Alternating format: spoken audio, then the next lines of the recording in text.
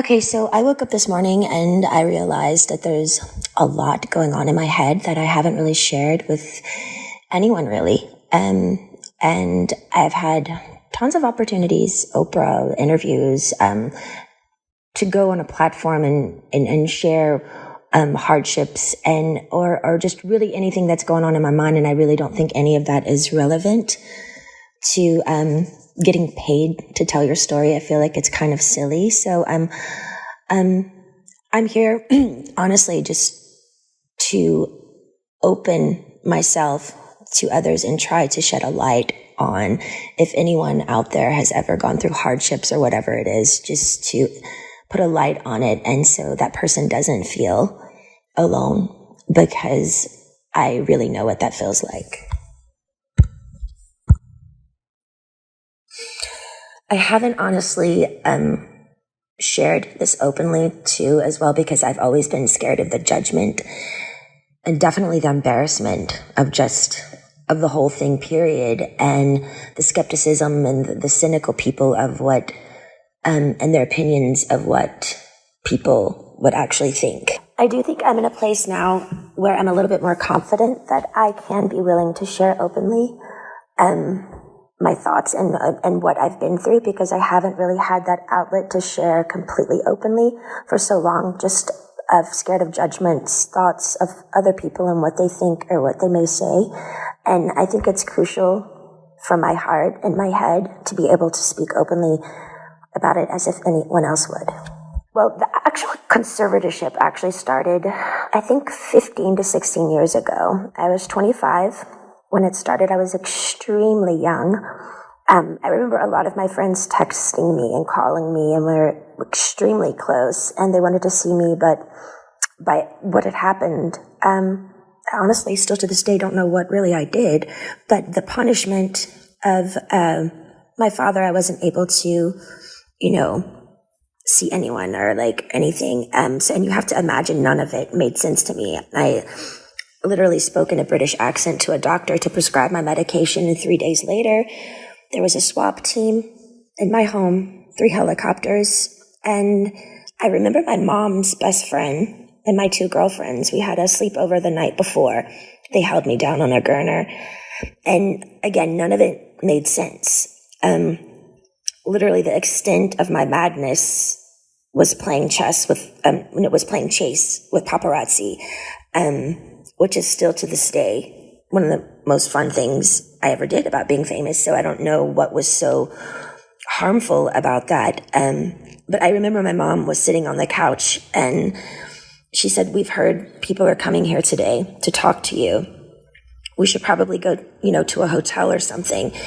And I never really understood what she meant. I didn't believe her. Like, is a lawyer coming here? Who is coming here? Then 4 hours later, there were over 200 paparazzi outside my house videotaping me through a window of an ambulance holding me down on a gurner. I know now it was all premeditated. A woman introduced the idea to my dad, and my mom actually helped him follow through and made it all happen. It was all basically set up. There was no drugs in my system, no alcohol, nothing. It was pure abuse. And I haven't even really shared even half of it.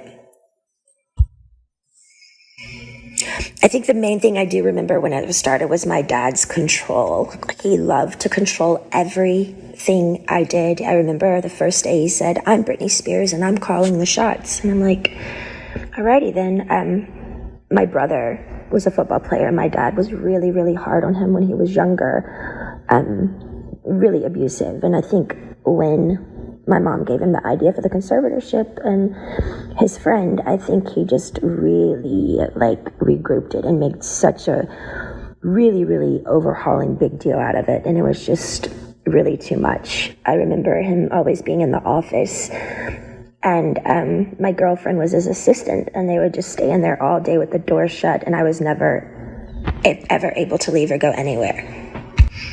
My first job after the 2 weeks of being hospitalized and completely traumatized out of my mind, I did a TV show called How I Met Your Mother, and then I started working on an album called Circus. and started working away right away. All I do remember is I had to do what I was told. I was told I was fat every day. I had to go to the gym. I had to just, and I never remember feeling so demoralized and just, they made me feel like nothing. And I went along with it because I was scared. I was scared and fearful. I didn't even really do anything. And I had like a swap team and how, like none of it made sense to me. So since that day, I did probably 4.5 tours. I did an album circus, Femme Fatale, Britney Jean, and Glory. And then I started doing a Vegas show in Las Vegas. And I did that for 4.5 years. I do remember working, and I got to a point where, you know, because my pride in my 30s, I have to live under my father's rules. And, you know, the dancers are playing and drinking and having fun at nights in Vegas, and I couldn't do anything. And I remember just being like, my performances, I know, were horrible. Like, I even wore wigs, and all the dancers were doing all these nice, sexy head flip turns, and I had conditioner treatment in my hair and like these little caps over my head, and just during a whole show getting conditioner treatments just with wigs on because I was just like a robot. Honestly, I didn't give a fuck anymore because I couldn't go where I wanted to go. I couldn't have the nannies that I wanted to have. I couldn't have cash. And it was just demoralizing. So I was kind of like in this conspiracy thing of people claiming and like treating me like a superstar, but yet they treated me like nothing. Well, for some reason, I started to get a spark back. I remember recording Glory, and for some reason, I think producing and making music, and I went to this little Spanish house, and I got the fire back in my eyes for some reason, and it was at the end of recording Glory, and my son named it, and things started kind of taking a turn because I started getting more confidence just for myself. And I think with confidence, people kind of like, oh, wait, what's going on now? Like, she's speaking up a little bit more, but it might not be particularly a good thing if I'd been quiet for 15 years. I think with confidence comes enlightenment, which makes you think better. And that's the last thing they wanted me to do, is to actually be better, because then who would be in control then? But it was really tricky because I had to just play this role that everything was okay all the time. And I had to go along with it because I knew they could hurt me.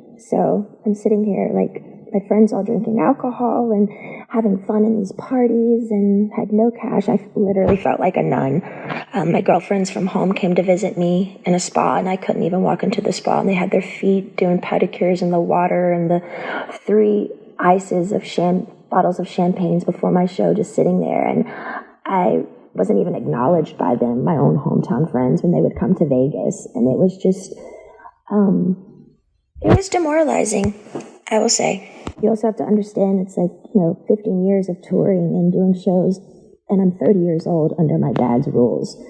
And all of this is going on, and my mom's witnessing this, and my brother is witnessing, and my friends are witnessing it, and they all go along with it. And I'm like, how am I the one working here and doing all this, but I don't get the side things that, the good stuff, I want to be able to play. I want to be able to have fun. Like, none of it made sense to me. Well, the last show in Vegas ended 2017. I went on tour, which of tour I was forced to do, but I was supposed to do a new show. So the new show came along. I rehearsed, I think, maybe 4 days ago. I don't really remember, but I went to one of the rehearsals and I said no to a dance move. I was like, no, can we do that? I don't want to do this. And then I just remember everything got really weird and quiet, and all the directors and producers went in the back room and just spoke. And that was it. And I was like, well, I don't know what's going on. So we all just kind of like, what happened? And then the next day, I was told that I had to be sent away to a facility, and that I was supposed to say on my Instagram the reason why is because my dad is sick and I need treatment, which was, I I didn't want to ever go there. I remember my dad calling me on the phone and I was crying and I was like, why are you guys doing this? Like, what? And I just remember him saying, you have to listen to the doctors. The doctors are going to tell you what to do. I can't help you now. And I remember his last words were, now, you don't have to go, but if you don't go, we're going to go to court and there'll be a big trial and you're going to lose. I have way more people on my side than you. You don't even have a lawyer, so don't even think about it. So I did it. I went to the place. I was scared out of my mind. And none of it, again, made any sense of what they were doing to me.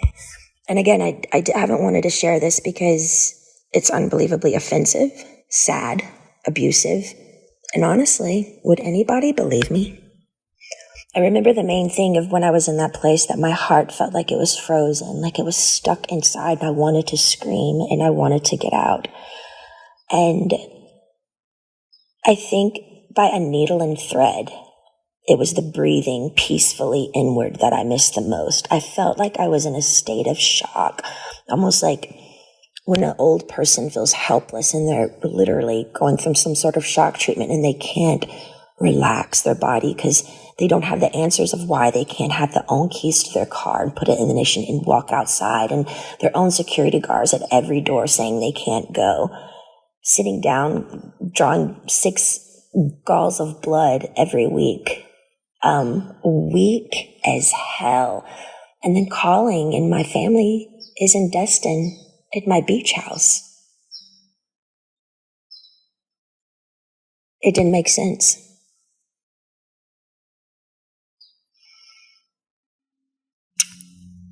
The main thing I to this day, I kind of stopped believing in God at that time because I didn't know how they could have 40 people leave my house a day and me work from 8 to 6 at night. Be seen changed every time I changed in the shower. No privacy, no door, nothing. How did they get away with it? And what the fuck did I do to deserve that? I couldn't even smoke cigarettes. People on death row can smoke cigarettes. I missed my AA meetings. Although I was kind of forced to go to AA, and I'm not even alcoholic, I actually enjoyed it because I thought the people were brilliant. They shared their stories just to share their story, and in a circle of women and men who just are trying to be better people and trying to touch other people. I missed my AA meetings. I couldn't go in. I couldn't have the keys to my car, no cash, no cigarettes, no door for privacy. It changed me, watched me change naked every day. I did work 7 days a week. No weekends were off. They monitored what I ate. From 8 to 6, I work. Sometimes at 9 o'clock, I'd be able to watch a movie. Finally, the owner of the whole facility that I was always texting to try to be able to go somewhere, just get out of the house, that place somehow, he had to let me go because the Free Britney campaign came out. With all the pink t-shirts. I saw it on a lot of the morning shows, and people by word of mouth, and I think just by my fans knowing by heart that something was up. I remember one of the guys were on an interview on the street, and he said, you know what, I could be totally wrong, and if I'm wrong, I'll be really, really embarrassed, and I'll just go have a drink somewhere. He said, but I do feel like they're doing something to her right now, and I'm not surely what it is, but that's what my heart says. But the whole thing that made it really confusing for me is these people are on the street fighting for me, but my sister and my mother aren't doing anything. To me, it was like they secretly, honestly liked me being the bad one, like I was messed up, and they kind of just liked it that way. Otherwise, why weren't they outside my doorstep saying, baby girl, get in the car, let's go? I think that's the main thing that hurt me. I couldn't process how my family went along with it for so long. And I mean, almost half a year, you know? And their only response was, we didn't know. I'm like, I'm on the phone telling you right now, I'm here, please. Eventually, by the grace of God and praying on my knees, I left the place. But I was still scared. I was really, really scared. And from then on, I had support. I needed a lot of support. And I found two really, really great people that would come to my house weekly and just help me with my mind, because I didn't understand all the therapy that I had to do there. But why have therapy when it's forced and in like a militant, almost prison-like way that like is where you're not even all there? None of it made sense. Well, I think my strength grew because I didn't reach out to my dad anymore. They were playing the game of ball and twist of, she's going to come running back to us because, we've scared her and we're the bosses here. But I didn't. I just stalled and I stalled and I stalled and I stalled. And finally, I think they just knew I wasn't going back. And I finally got a lawyer. A wonderful friend finally got me a lawyer. And he really helped me through it. To me, the thing was, I think the trauma of all of it and just the whole thing together and going down to how much effort and work and heart I put in to what I did when I did work, even down to the details of how many rhinestones are going to be in my costume. And I cared so much. And they literally killed me. They threw me away. That's what I felt like my family threw me away. I was performing for like thousands of people at night in Vegas, the rush of being a performer, the laughter, the joy, the respect. I was shaking over 40 people's hands every night before a show, training weekly, 3 training sessions a week, AA meetings, therapy sessions. My dad literally, I was a machine. I was a fucking machine. Not even human. Almost. It was insane how hard I worked. And the one time I speak up and say no in the rehearsals to a fucking dance move, they got pissed. I feel like the scare tactic and how badly they treated me in the end, I think they thought I was going to come begging back to work again because they thought, I needed them. Because they put me in an ignorant, scared state of mind to make me feel like I needed them. And if you don't do what we say, we're going to show you who's boss. I didn't play their game anymore. I got on my knees every day and I prayed. I held on like a needle and thread to some sort of existence because they had made me feel like nothing for so long. I knew in the deepest, deepest part of my core, I knew I'd done nothing wrong and I didn't deserve the way I'd been treated. I do think the hardest thing for me was I wanted to use my feet and leave and run or go somewhere.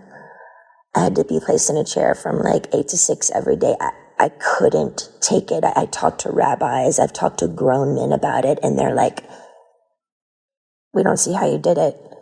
Honestly, I don't either. And through that, I remember saying, I don't believe in God anymore.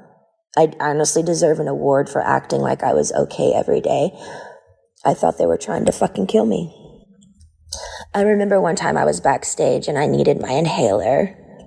And I opened up to my assistant because I had my phone with me, which I'm not supposed to have my phone underneath the stage. But I said to her, you know what I'm doing. I was talking to a guy and he wanted to just leave the country with me. We had it all set up to just leave. And it was a secret relationship. And I said, my biggest fear was, what would my dad do if I did do something wrong? What if I left the country? What if they found me? And what would they do? And I said, I feel like they would lock me up or something or really hurt me. And she looked at me and she said, are you kidding me, Britney? Your dad would never do that to you. And I didn't even do anything wrong, and he still did it. I'm honestly more angry at my mom because I heard when reporters would call her at the time and ask questions of what was going on, she would go innocently hide in the house and she wouldn't speak up. It was always like I don't know what to say. I just don't want to say the wrong thing. We're praying for her. I feel like she could have gotten me a lawyer in literally 2 seconds. My friend helped me get one in the end, but every time I made contact with a firm, my phone was tapped and they would take my phone away from me. And again, I get nothing out of sharing all of this. I have offers to do interviews with Oprah and so many people, lots of money, but it's insane. I don't want any of it. For me, it's beyond a sit-down, proper interview. I had no contact in that place for so long, and my heart would just want to stand up in my family's faces and scream and cry and throw a tantrum and go back in time and do exactly what I wanted to do at those times. Yeah, and might even spit in their fucking faces. Why? Because the pain my family gave me, sitting me there all day and not being able to use my feet, as they watch their grandchildren run bases to base in a family neighborhood, as if I'm dead or I don't exist, honestly makes me look up and say, how the fuck did they get away with it? How is there a God? Is there a God? Giving 8 galls of blood weekly, not being able to stand up. I was so weak. And my family's at my beach house. I was scared, broken. I'm sharing this because I want people to know I'm only human. I do feel victimized after these experiences. And how can I mend this if I don't talk about it? I have an amazing song right now with one of the most brilliant men of our time, and I'm so grateful. But if you're a weird introvert oddball like me, who feels alone a lot of the time, and you needed to hear a story like this today so you don't feel alone, know this, my life has been far from easy, and you're not alone.